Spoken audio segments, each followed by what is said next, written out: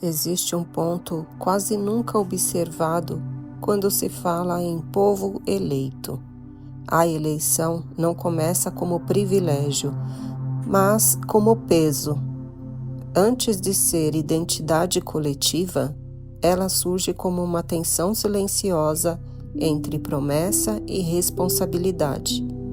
O texto bíblico não apresenta um grupo especial escolhido para dominar, mas uma consciência que aceita carregar algo maior do que si mesma. A maioria das leituras ignora isso porque prefere a ideia confortável de pertencimento automático. Aqui, o chamado não exalta, ele separa. Separar nesse contexto não significa superioridade, mas ruptura com o fluxo comum. A eleição nasce como desconforto interno, não como status externo. O erro histórico começa quando essa tensão vira rótulo, bandeira ou herança biológica. O que era movimento de consciência é congelado em identidade fixa. A Bíblia não constrói a ideia de povo eleito sobre genética, mas sobre alinhamento. O problema surge quando o símbolo é literalizado. O povo nunca foi apenas um agrupamento físico. Ele representa um estado coletivo que aceita viver sob uma aliança consciente. Isso explica por que a narrativa insiste tanto em quedas, desvios e correções. Não existe eleição automática. Sempre que a consciência coletiva se acomoda, a eleição se rompe. A história se repete. Quanto mais o grupo transforma o chamado em propriedade, mais ele se distancia do que foi chamado a sustentar. A eleição verdadeira é sempre instável, porque depende de vigilância interior. Quando isso se perde, o texto mostra crises, exílios e colapsos.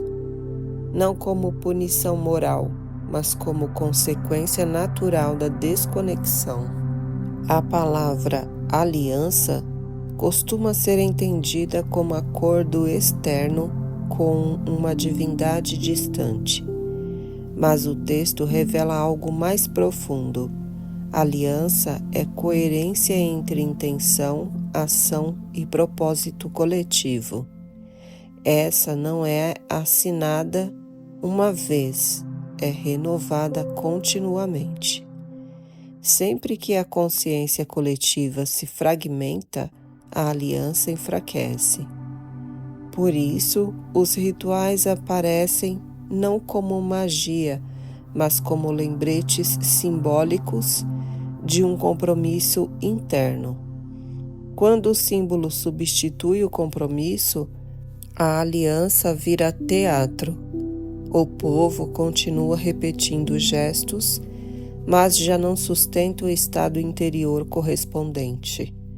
Esse é o ponto em que a narrativa começa a denunciar falsidade espiritual, não por erro técnico, mas por vazio de presença. A aliança não exige perfeição, exige lembrança constante do porquê se caminha junto. Nenhuma consciência coletiva é neutra. Ela molda comportamento, percepção e valores sem pedir permissão. O texto bíblico é radicalmente honesto ao mostrar isso. Quando a consciência coletiva se eleva, indivíduos comuns realizam feitos extraordinários. Quando ela degrada, até líderes se perdem. O povo eleito não é uma soma de indivíduos iluminados, mas um campo simbólico compartilhado. Esse campo pode sustentar coragem, justiça e escuta, ou medo, rigidez e violência. Por isso, a narrativa insiste tanto em memória. Esquecer quem se é coletivamente é o primeiro passo para repetir padrões de opressão, agora legitimados por discurso sagrado. A eleição, quando consciente, protege. Quando inconsciente, amplifica sombras. O texto não esconde isso. Somos nós que preferimos não ver. O momento mais perigoso da história do povo eleito é quando a aliança deixa de ser vivida e passa a ser usada. Aqui nasce a distorção. O símbolo que deveria lembrar responsabilidade vira justificativa de poder. O texto mostra isso sem suavizar. Sempre que a identidade espiritual é usada para excluir, dominar ou silenciar, a narrativa responde com colapso, não como vingança divina, mas como falência interna do sistema. A consciência coletiva não suporta contradição por muito tempo. Ou ela se ajusta, ou implode. Esse padrão atravessa toda a Bíblia. A eleição não protege contra erro. Ela torna o erro mais visível e mais caro. Quanto maior o chamado, maior o impacto da incoerência. Essa é a lei silenciosa que governa toda a aliança verdadeira. O texto bíblico insiste obsessivamente na memória, e isso não é casual. Um povo sem memória espiritual não sustenta consciência coletiva. Ele apenas repete hábitos. Lembrar aqui não é nostalgia, é alinhamento. Cada ritual, cada narrativa recontada existe para impedir que a identidade simbólica se dissolva no cotidiano automático. Quando a memória enfraquece, o povo deixa de agir por sentido e passa a agir por medo. A aliança começa a ser mantida por coerção, não por escolha. É nesse ponto que a espiritualidade se torna pesada, cansativa, quase insuportável. O texto não condena o esquecimento como falha moral, mas como risco estrutural. Sem memória viva, a consciência coletiva se fragmenta e o povo passa a imitar sistemas que antes deveria transcender. Um dos paradoxos centrais da narrativa é que a libertação externa não garante liberdade interna. O povo sai do cativeiro físico, mas carrega o modelo do opressor dentro de si. Isso explica por que a consciência coletiva oscila tanto entre confiança e pânico. A escravidão mais difícil de romper não é a geográfica, é a psicológica. O texto mostra um povo livre que ainda pensa como escravo, pede líderes autoritários, sente falta de estruturas rígidas e teme autonomia. A eleição nesse estágio se torna um peso insuportável, porque exige responsabilidade individual dentro do coletivo. Muitos preferem trocar consciência por segurança. Esse conflito não é antigo. Ele atravessa todas as sociedades que tentam despertar sem abrir mão do conforto da submissão. Sempre que a consciência coletiva é desafiada a amadurecer, surge o desejo de retorno, voltar para o conhecido, mesmo que o opressor parece mais seguro do que avançar para o incerto. O texto bíblico expõe isso sem romantizar. O povo reclama, idealiza o passado e questiona o próprio chamado. Não porque o chamado seja falso, mas porque ele exige transformação interna. A tentação do retorno é um arquétipo poderoso. Abandonar a aliança para recuperar previsibilidade. Aqui a eleição entra em crise, não por perseguição externa, mas por cansaço interno. A consciência coletiva precisa atravessar esse ponto para se tornar adulta. Quem não atravessa repete ciclos, quem atravessa muda de nível. Esse é o divisor silencioso entre tradição viva e tradição morta. A Bíblia não trata líderes como salvadores, mas como reflexos do estado coletivo. Quando a consciência do povo se eleva, surgem líderes íntegros. Quando ela se degrada, líderes confusos ou autoritários ocupam o espaço. Isso desmonta a narrativa confortável de culpa individual. O texto sugere algo mais desconfortável. Líderes são sintomas. A eleição não elimina esse princípio, ela o intensifica. Um povo que terceiriza sua responsabilidade espiritual cria ídolos rapidamente. A liderança, então, deixa de apontar para a aliança e passa a substituir a consciência coletiva. É nesse ponto que o sistema começa a ruir por dentro. O texto não condena a liderança forte, mas denuncia liderança que ocupa o lugar da consciência em vez de servir como canal dela. Toda aliança verdadeira passa por um momento crítico, quando manter o vínculo exige mais maturidade do que rompê-lo. O texto bíblico mostra esse ponto repetidas vezes. A consciência coletiva é testada não por inimigos externos, mas pela própria incoerência interna. Aqui a eleição deixa de ser discurso e vira escolha prática. Continuar exige renúncia de velhos padrões. Romper parece mais fácil.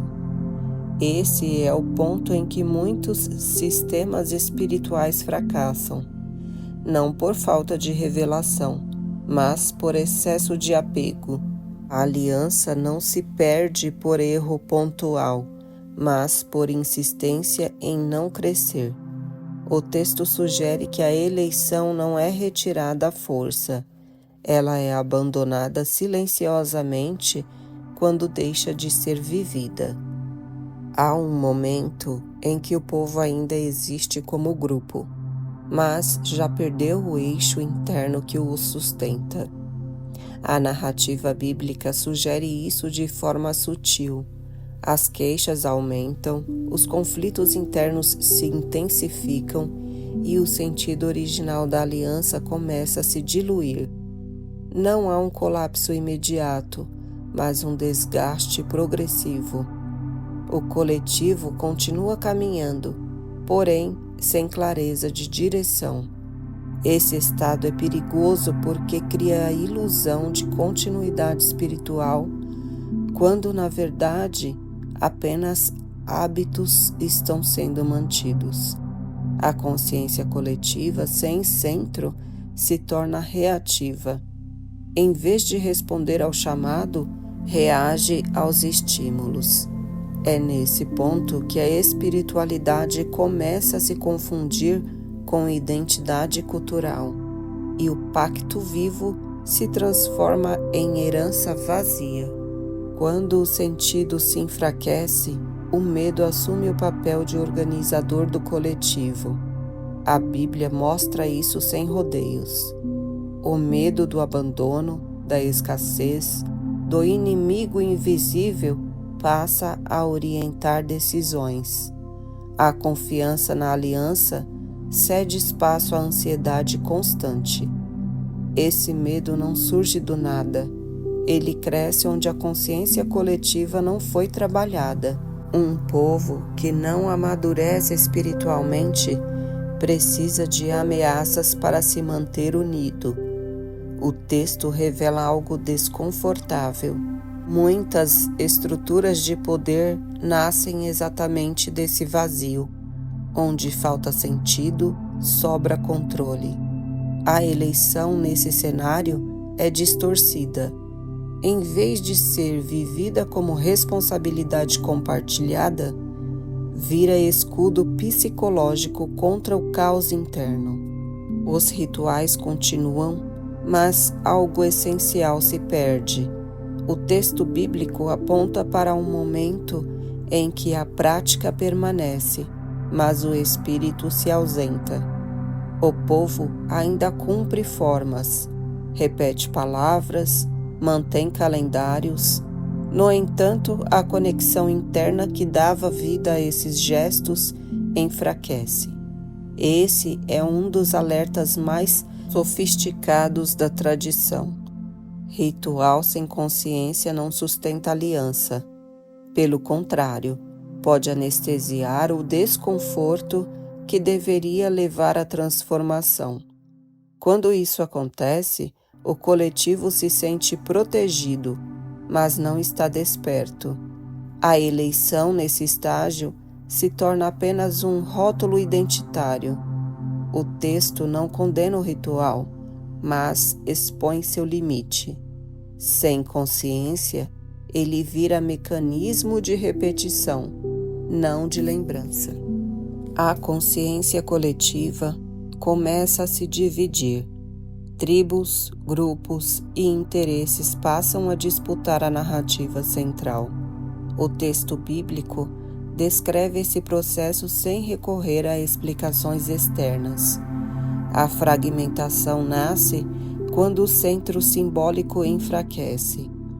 Cada grupo passa a interpretar a aliança a partir de suas necessidades imediatas.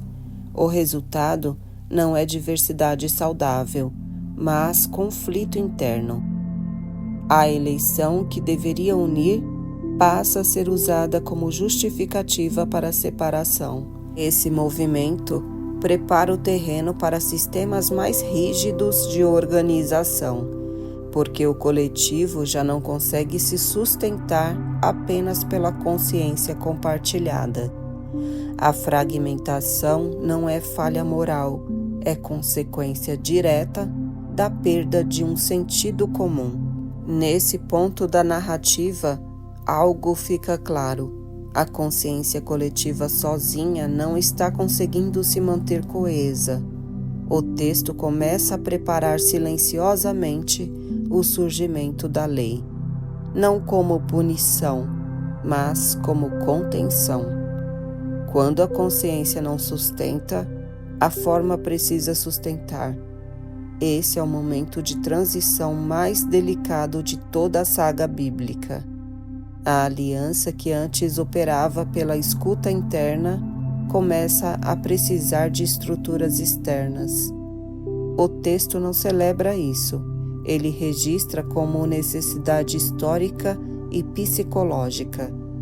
A lei surge não porque o povo é mau, mas porque ainda não consegue viver plenamente o que foi chamado a ser.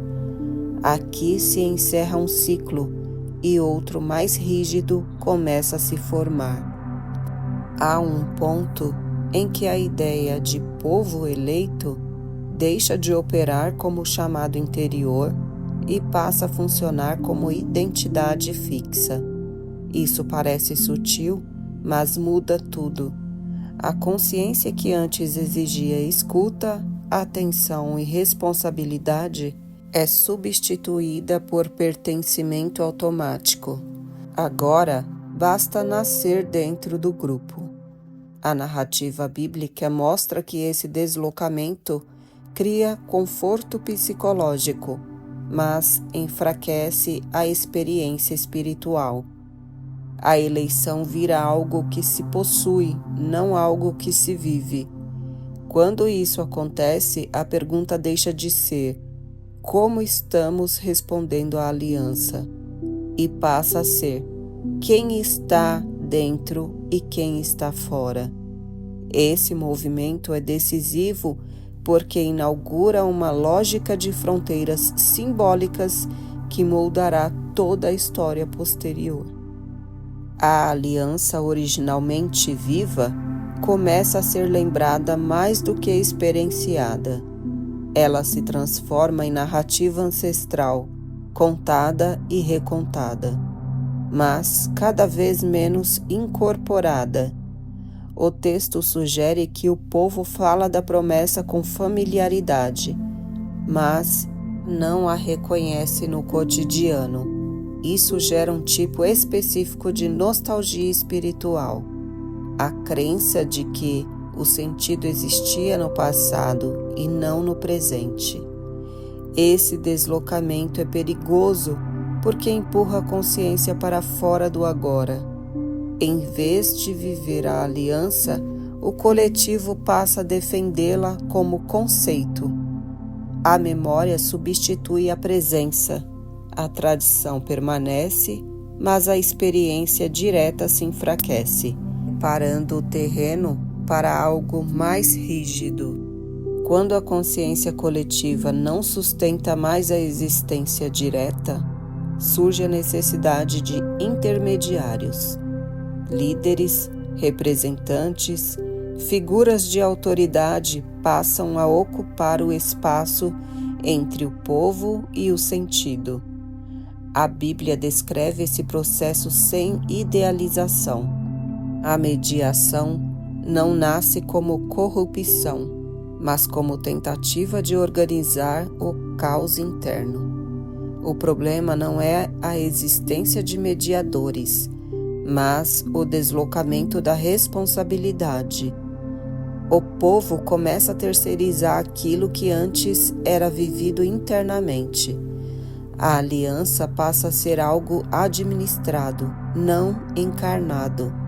Esse é um dos pontos mais delicados da narrativa, porque marca a transição de uma espiritualidade participativa para uma espiritualidade delegada. A unidade original da consciência coletiva não era forçada. Ela nascia de um centro compartilhado. Agora, esse centro enfraquecido exige mecanismos externos de coesão. O texto bíblico começa a mostrar conflitos mais frequentes, disputas internas e tentativas de padronização. A unidade deixa de ser vivida e passa a ser exigida. Isso gera tensão constante, porque a forma tenta substituir aquilo que antes era orgânico. Onde antes havia escuta, agora há regras implícitas. Onde havia responsabilidade interior, surge a vigilância. A narrativa não demoniza esse processo, mas o expõe como sintoma de uma consciência coletiva em transição. Aqui, o povo está em um limiar. Não é mais o mesmo que respondeu ao chamado inicial, mas ainda não é aquele que viverá sob a lei. Esse intervalo é marcado por instabilidade, ambiguidade e ansiedade. O texto bíblico sugere que algo precisa acontecer para reorganizar o coletivo. A aliança sozinha já não sustenta a estrutura social. A consciência coletiva ainda existe, mas está fragmentada.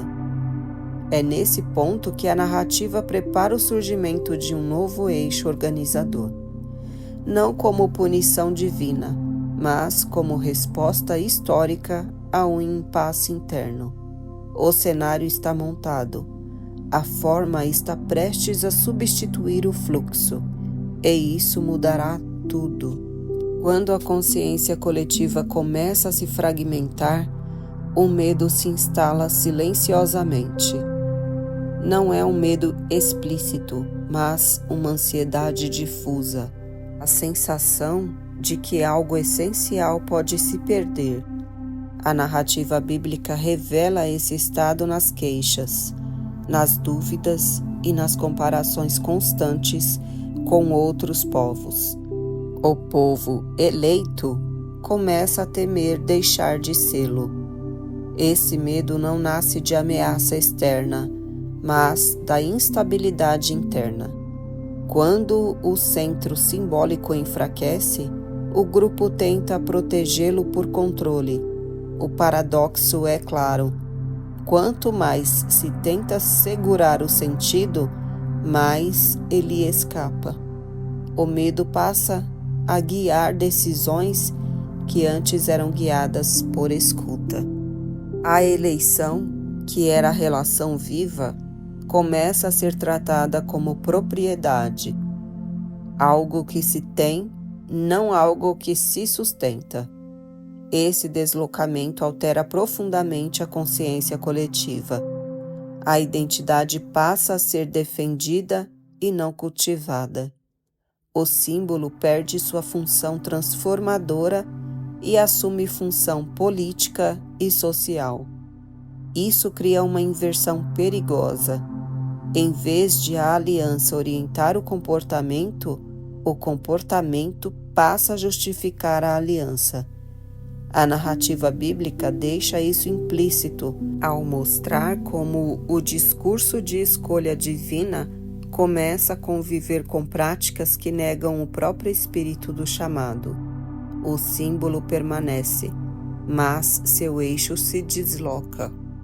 Quando o fluxo interno já não organiza o coletivo, surge a necessidade de estrutura. A história mostra que esse movimento não é imposto de fora, mas amadurece de dentro.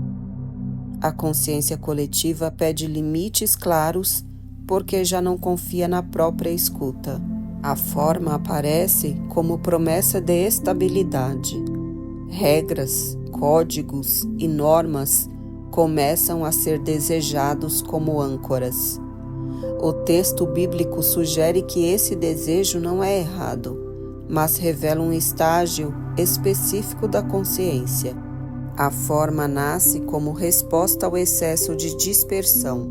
É aqui que a narrativa começa a apontar para Moisés, ainda que ele não tenha entrado em cena. Neste ponto, a ideia de povo eleito revela sua ambiguidade definitiva. Ela pode ser um chamado à responsabilidade ampliada ou um escudo para o ego coletivo. A Bíblia mantém essa tensão aberta, sem resolvê-la. A eleição tanto eleva quanto pesa. Ela exige mais consciência, não menos. O problema surge quando o coletivo deseja os privilégios do chamado, mas rejeita o peso da escuta contínua. Essa ambiguidade atravessará toda a tradição posterior. O texto não oferece respostas fáceis, apenas expõe o dilema. Ser escolhido não significa estar pronto, mas estar mais exposto ao próprio desvio. O episódio se encerra com um cenário claramente preparado para a próxima ruptura. A consciência coletiva existe, mas está cansada. A aliança permanece, mas já não organiza o cotidiano. O símbolo resiste, mas pede forma. É nesse solo ambíguo que surgirá a lei, não como negação da aliança, mas como tentativa de preservá-la. O texto bíblico mostra que nada acontece de forma abrupta. Cada etapa nasce como resposta às limitações da anterior. O povo não abandona o espírito, ele tenta salvá-lo por meio da forma. E é exatamente aí que começa o próximo capítulo dessa saga.